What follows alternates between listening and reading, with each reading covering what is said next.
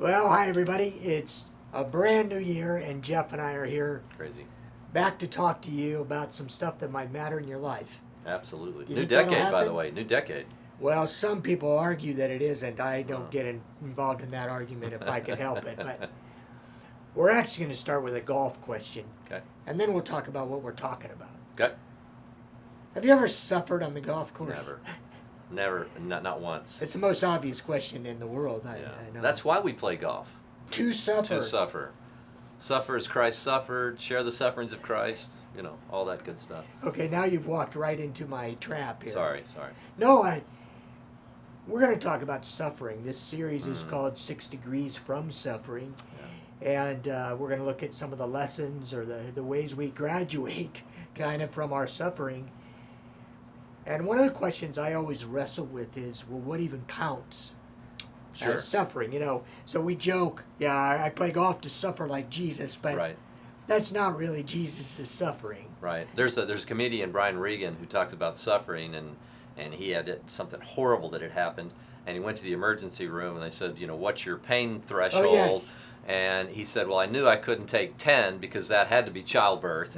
And so he backed down a little bit to 8. So it is, suffering is very much a relative thing. I mean, some people can not suffer physically at all, but they're tormented in their soul. And other people can suffer pretty violently and yet not even seem to show any indication of suffering. Yeah. I think that's why it's helpful then to turn to Scripture. Very much. Because it gives us this constant basis of, okay, how do I assess my suffering? Right. And one of those places that we turn, if we're going to look at Scripture and look at some of the lessons that are to be learned through the people who learn them. And by the way, it's always better to learn a lesson from someone else's suffering than from your own. No question. But one of those people is Hannah. Right. And our women, I know, will know who Hannah is. Yes. Maybe our men not so directly, but her story is told in the first chapter of 1 Samuel. Correct. And Hannah was someone who was suffering from really a cultural mishap as much as anything. She was unable to bear a child. Yes. And that was, somewhat disgraceful.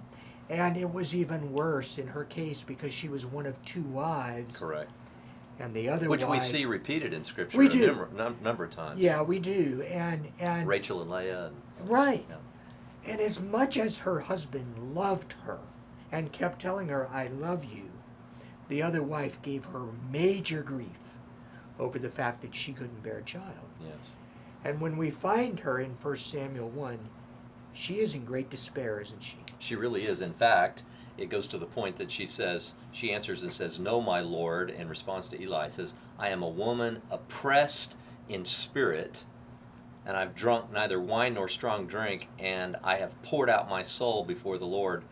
And so she's actually having now to defend herself against being drunk, which would be another indictment. So not only is she suffering from that, she's now suffering from being misdiagnosed in terms of her suffering. But her assumed drunkenness points us to what Very we much learned so. from her.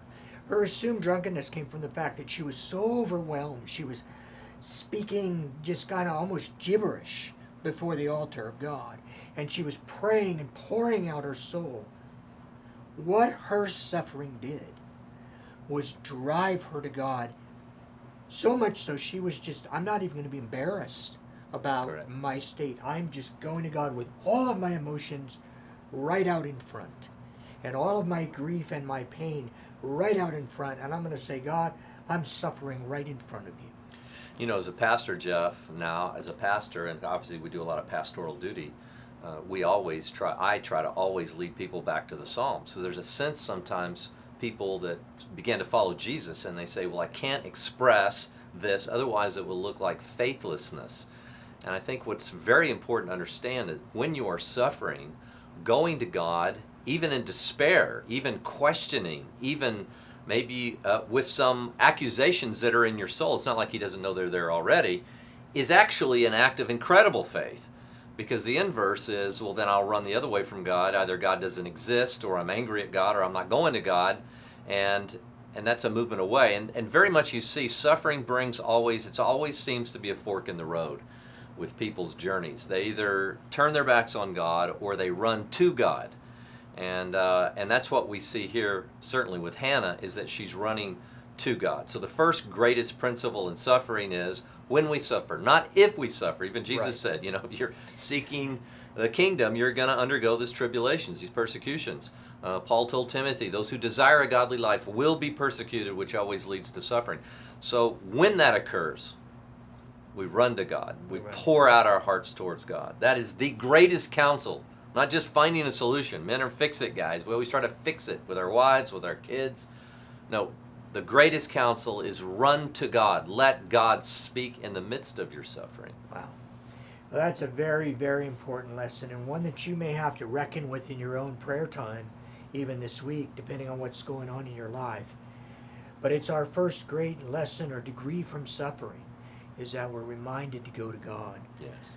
We have 5 more of these, and we're excited to spend time talking to you about them. So we hope you join us next time. Sure do.